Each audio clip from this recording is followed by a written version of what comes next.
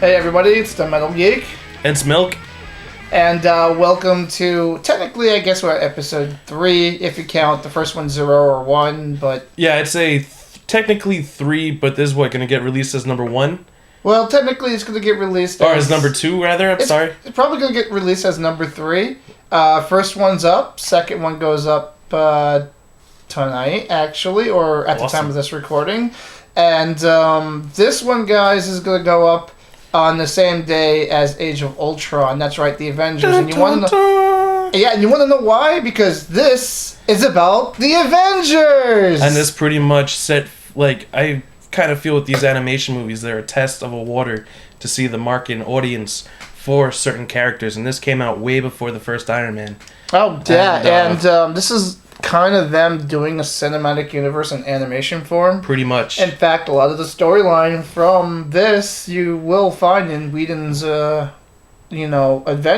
Yeah. The Centaurs and all that. And even though there was a lot more emphasis on the danger of the Hulk. But anyway, before we get too far into our review of this, what's your Geek of the Week, Milky? My Geek of the Week has to be the Avengers. Ever since the end of the first Avengers, I want to see what Joss would do with the Avenger world and with the Marvel Universe, because pretty much the Marvel Universe at this point centers around the Avengers. And it's awesome. I'm 27, almost 30. I've been waiting all my life for a Marvel Avenger movie, asking why not now? Why can't I have it? Why not? But now is finally the time. It's awesome to be a comic book fan, a comic book nerd, if you want to say. Mm-hmm. But yeah. I'm looking forward to that. What are you looking forward to? Well, my Geek of the Week is easily the date of the tickets for New York Comic Con have been announced. That's right. The day that you can purchase your badges has been announced, and they'll be doing it in 3 different stages. May 13th will be the first day where I believe all badges, 3-day, 4-day, VIP, single day, will all go on sale at the same time. Yep. And I think they're doing that to give everyone a better chance at getting what they want. And whoever wants to get us VIP tickets, if you want to send them over our way, send 2. Would be no complaints here, guys. Yeah. That'd be no complaints. You'll be on the show for a week. Absolutely. We'll do an entire episode just praising you with the choirs in the back. But that's my Geek of the Week. They're also going to be there's also going to be on-site for early edition or special edition. Yeah, I am going to that. I got the VIP package for that. It was only $100. Mm-hmm. Why not? So you'll be able to get New York Comic Con badges there as well. Definitely. And this year, I stress this, guys. I stress this very heavily, that if you're going to go to a retailer to get it, the only retailer that will be carrying them this year, the sole retailer, is Midtown Comics. And last year they didn't suggest it and they didn't really accept it, but there was no sleeping over for the tickets. It was kind of sleep over at your own risk on the line and stuff. Yeah, I mean, people did it anyway. Yeah, people did it anyway. I'm just But you never know with the rules this year. That also does mean that this is going to give them a larger number of badges to put on sale initially online, because now they don't have to supply a bunch of other stores.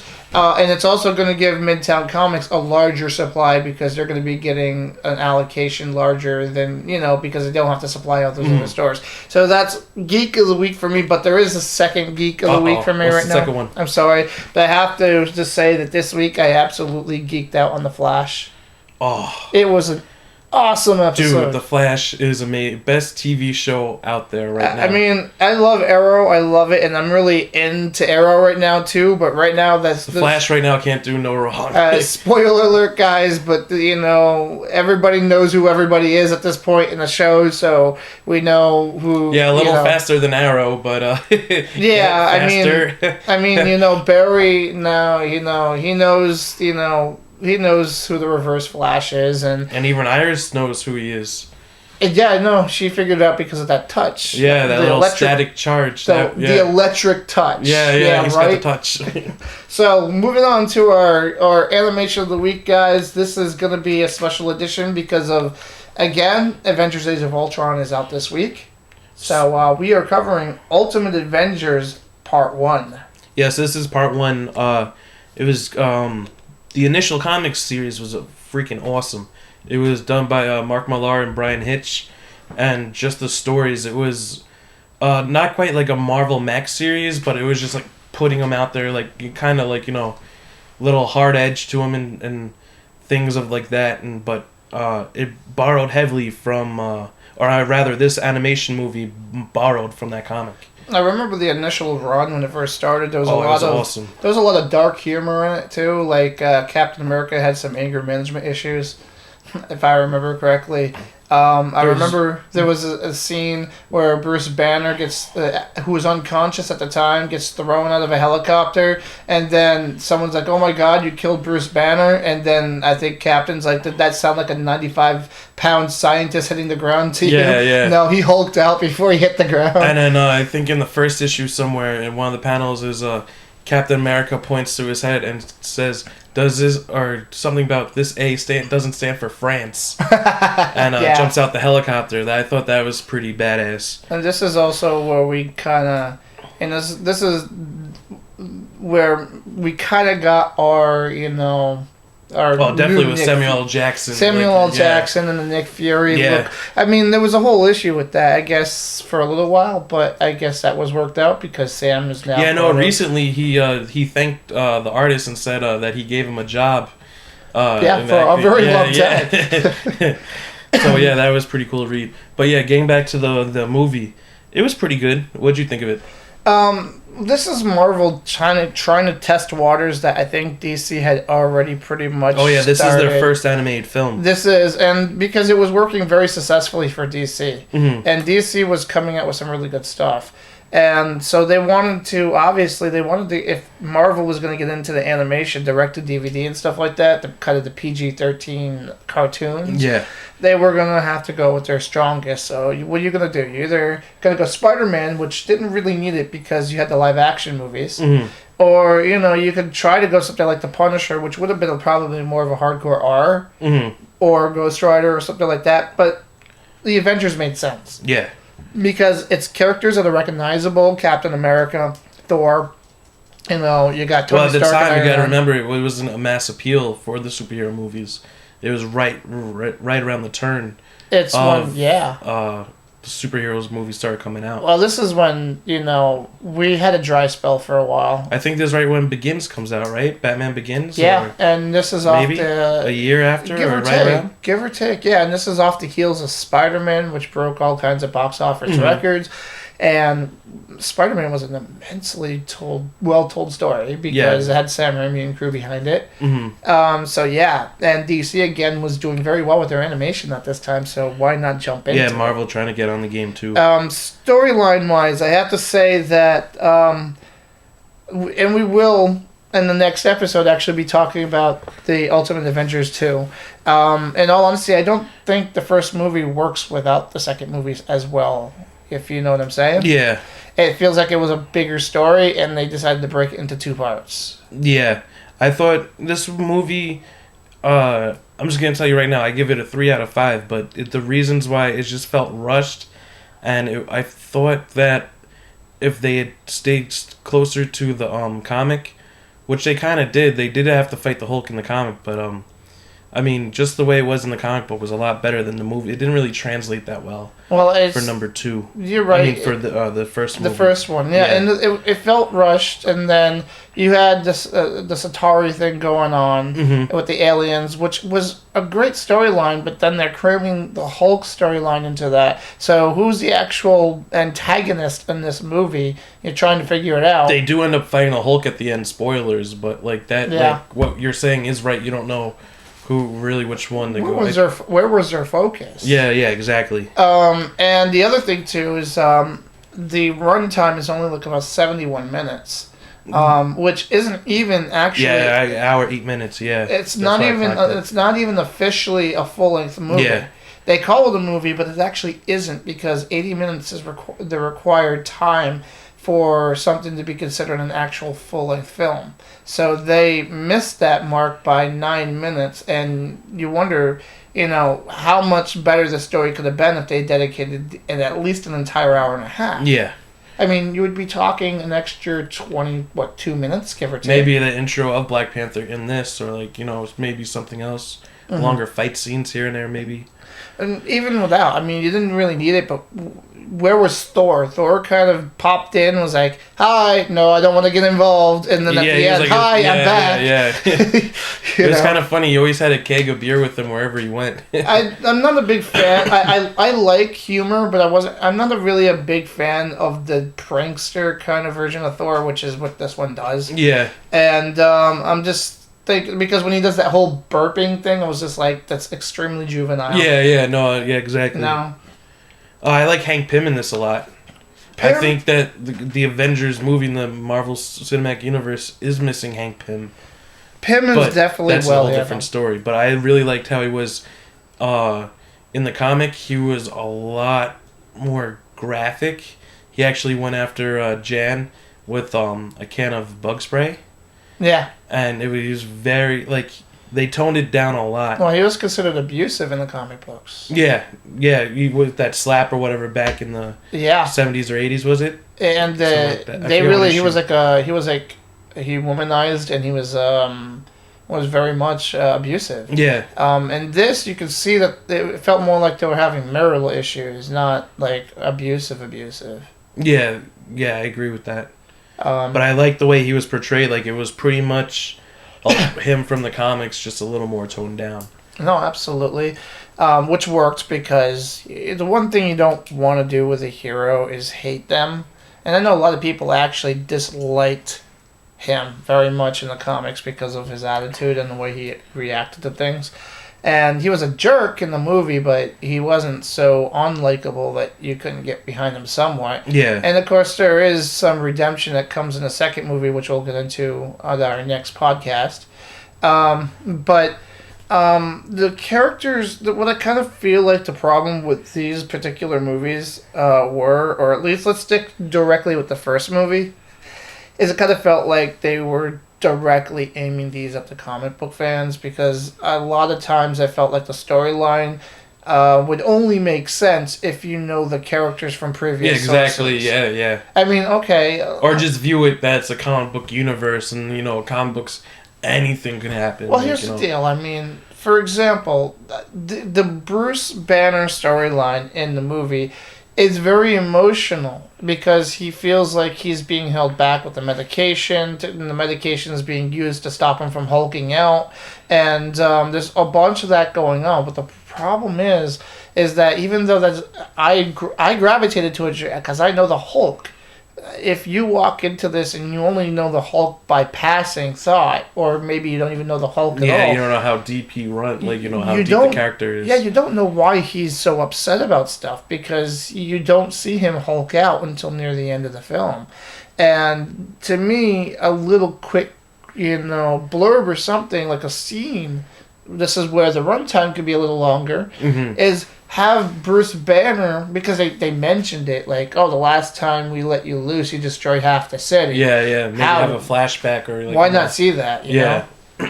So that was one of my major complaints with the Ultimate Avengers Part 1. Is I guess we're sort of in a nitpick right now section of our podcast, and I think we were when we started. It's not like it's a bad film. It actually is pretty good. No, I give it like a high, like I said 3 before, like a high 3, like, low 4 within that area. But like, I mean, for me, I'll go ahead. I'll give my rating to it right now. 3.2. Okay. It's like a 3.2 out of 5. It's if they had given the extra 20 minutes to the thing and actually developed a little bit more on the character side of things, I think I would have really been... It probably would have been closer to a 4 for me. And I like that they didn't know that Tony Stark was Iron Man. And in this universe, Tony Stark... Well, up until this part of the film, that he's not revealed as being Iron Man. Yeah, it's... of course, we all know with the new cinematic universe that Tony just comes out and says, "Hi, yeah, I'm Iron Man." Yeah. And then everyone's like... oh, he's Iron Man, and then he's like, "Oh, what are you gonna do about it? I'm Iron Man." Yeah. But I guess it works because it actually did make the later reveal pretty cool. Yeah. So, okay, now that we've kind of nitpicked a little bit, what are the stuff that you think actually stood out and worked for this? I like that Banner worked for S.H.I.E.L.D. I thought that was cool. I like that It's Betsy Ross and Nick Fury to find Captain America. I thought that was kind of cool. Mm-hmm. And then it's just kind of cool how the movie kind of mirrors this, or this movie's, however you want to phrase it, but they're very similar in the fact that there's the Chitauri, and that the way that one scene when Nick Fury talks to the higher ups, I thought that was kind of cool. Like, finally seeing it in a movie, and then seeing it here. But at the time, you only saw it there. Like, you appreciate it more after seeing the Avenger movie. Well, I mean, if you watch a live-action movie, and the live-action movie is pulling from a bunch of sources, including the Ultimates. Mm-hmm. Yeah, definitely. And you can see where they took similar things, because you could almost see, if you didn't know better and you thought these movies came out after the Whedon film, you might think they're just retelling that story, but this predates the Whedon film by many years. Even Iron Man. Yeah, it predates the cinematic universe, as we mentioned earlier. Absolutely, but the problem again that I had was that I felt it was too short. But the things I really liked about it was, one, the animation quality, really up there. I really good. Yeah. I do like the Bruce Banner storyline, even though I don't think they gave enough for it to stand on its own in the film. I think what they put there was really good. And it worked for me because I know the Hulk and Banner struggle, and we all know, how he was trying to get control of the Hulk so that, even if he did Hulk out, he could still control it. So, I mean, I really like that. I love the beginning of the film.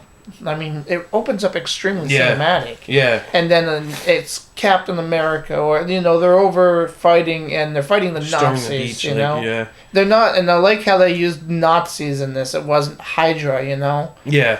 I mean, okay, it is Hydra, but they actually referred to them as the Nazis. They were fighting the Nazis. So Captain America comes in.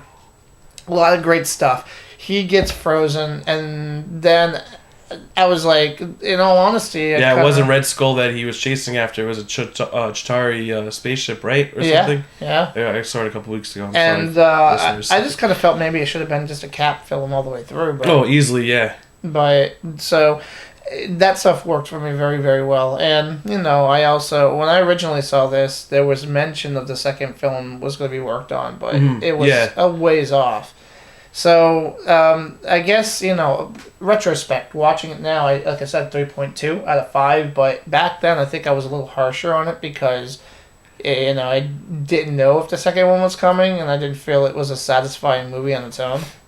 So, anything else to add? Just getting back to another thing that I liked was that I thought it was kind of cool that Bucky was a photographer, and then he ended up getting with Peggy, marrying her and stuff like that, Yeah, whole Winter Soldier thing. Yeah. Not in this universe. Not in this universe. It actually worked. That actually worked for me very well. Yeah, I thought that was pretty cool. Yeah, you're my best gal. Yeah. I think that's gonna carry over no matter what. But yeah, the Cap again. I really think that's gonna work as a Captain film. So you got any questions for me, Milky? No, not really. I just thought, no questions. Okay, so any questions for me? Let's see. What would my question be for you if I have a question? If you were to have watched this without knowing there was a second film, would your rating be lower? No, it'd probably be about the same. Because I tend to view things just standalone-ish, Okay. But it would go up. I guess it would go up if the other movie was a lot better than this movie, but it doesn't really help with the fact. It just makes it more of a complete story. Okay. I guess that's what I'm trying to say. Okay, so characters. Who's your standout character here? I would have to say the Hulk. The Hulk. For me, I would probably go with Banner or with Cap. Mm-hmm. None of the... Okay, again, Pym was a really nice character to have in there. And that whole relationship worked pretty well. But I think the two characters that just stood out for me were Captain and Banner. Not so much the Hulk himself, even though, the Hulk does have his thing. Yeah, yeah. But when I say the Hulk, I mean like Banner's story. You mean the whole deal. He's the same person, damn it. He's the same person. He's just misunderstood when he's green. He's related to the Jolly Green Giant. Don't make fun of him. His cousin. His angry cousin. His angry cousin. See, that's what happens when you don't feed... When you starve your children and they're big green monsters, this is what happens. You don't do that, okay? Oh, go ahead, Milky. No, go ahead. If you were... this is kind of a loaded question, I guess, because, these superheroes have been around for the longest time. Mm-hmm. But we watched Batman Year One. That was our last one. And now we're watching the Avengers. I know that we're going to do a little bit more of this when we watch more cartoons, but would there be any characters from these two movies that you put against each other? I actually was going to say that for next episode and have the Black Panther go after Batman Year One. Wow. Batman being Year One. Well, how about from this one particularly? I would have to just, I guess... I'd say Captain America versus Batman. Well, that's kind of your classic. Yeah. It's been done. But Year One Batman, when he's just starting out. Yeah, that's actually pretty good. Well, Captain America is not too far. This is not long after the super serum anyway. Oh, yeah, true.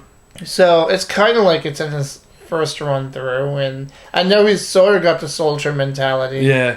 I would side with Captain America on this just because Batman's fresh on the scene with being his first year, and there's room for margin with him not being a soldier or not being trained to kill. Well, I guess he is trained to kill people, but he just doesn't do it. And Captain America always had that soldier what's good for the team, yeah. He has that soldier instinct. So now here's a question for you then. Captain America animated versus Captain America cinematic universe. Because they have different values. They do the way they handle themselves. Yeah, I wouldn't know. I would probably put cinematic universe. Yeah, just based on his cameo alone in Thor 2. Well, it's just the way that I like... He's a perpetual nice guy in the movies, but he does what he feels is right. Mm. And that's always what Captain's been, but I think they've defined that much better in the cinematic universe, so... Yeah. Anything else to add here? No, not really. So, I guess that puts us near the end of our episode for this week, then. Yep. Looking forward to Age of Ultron, man. Going to be a little bit before I get to see it because I got to work on the opening day. Yeah, hopefully I see it tomorrow. If not once, twice. A couple times, 3 times, thrice, man. Call out on Friday. Well, I know that I've been keeping up with the ratings, critics and stuff. Mm. And this one does seem to be getting more middling reviews. But it is what it is. It's a sequel to a large cinematic universe, and it's meant to build on many different things. So take it with a grain of salt. I'm just gonna go and watch it. I kind of hope this movie smashes records, man. Oh, it already is. At this point, the original movie is the 3rd highest grossing film in the world. Period. And I would actually like to see this one climb past that. Probably take the number 1 spot because... don't get me wrong. Avatar, James Cameron's Avatar, isn't a crappy film or anything like that, but it's not something that I felt deserved to be the highest grossing film in the history. With that, I just thought there was too much hype around it. I understand what he did and created, all these new technologies and, the way you view movies in a sense, but it was just... overhyped. The problem is it took him so long to make it that most of that technology had gotten used in other movies before his release. I still think that Gollum from the Lord of the Rings trilogy is a much better handled character than anything out of the Avatar movies. Easily, yeah. Much more cinematic, much more realistic. But that would be my rant of the week when it comes to that. But I really do hope that Age of Ultron really it's gonna kick ass, hopefully. really does. So Guys, that's it for us this week. Check us out at facebook.com/Tooncast. And if email us at tooncastpod@gmail.com.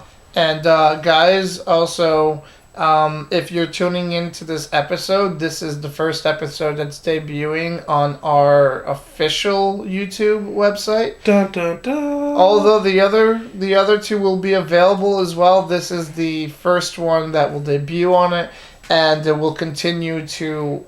And all further podcasts will continue to be put on this location. I'll also may post them on my channel Metal Geek in case you have a hard time finding it with us. Yeah, you want to give a plug for Metal Geek? For your page? Channel Metal Geek, guys. YouTube, I do a lot of reviews, updates and stuff that I've been doing. I try to play it off as a very cinematic, scripted review type of thing. Think Nostalgia Critic and think Angry Video Game Nerd, think Game Theorist and stuff like that, but with my twist on it. You know, the guy with the big gruffy beard, sunglasses, and if you are listening to this podcast, you will eventually see me pull a Sega phaser gun on an Intellivision flashback. Uh-oh. Yeah, that's how cool my station is, guys. And yeah, no, I'm not being totally egotistic here, but check me out, guys. I will continue posting podcasts there as well for the time being to keep exposure, but again, be sure you're checking out the official YouTube site. We are also going to look into other podcasting sites that we can post on as well. Yep. And check out our Facebook and our email.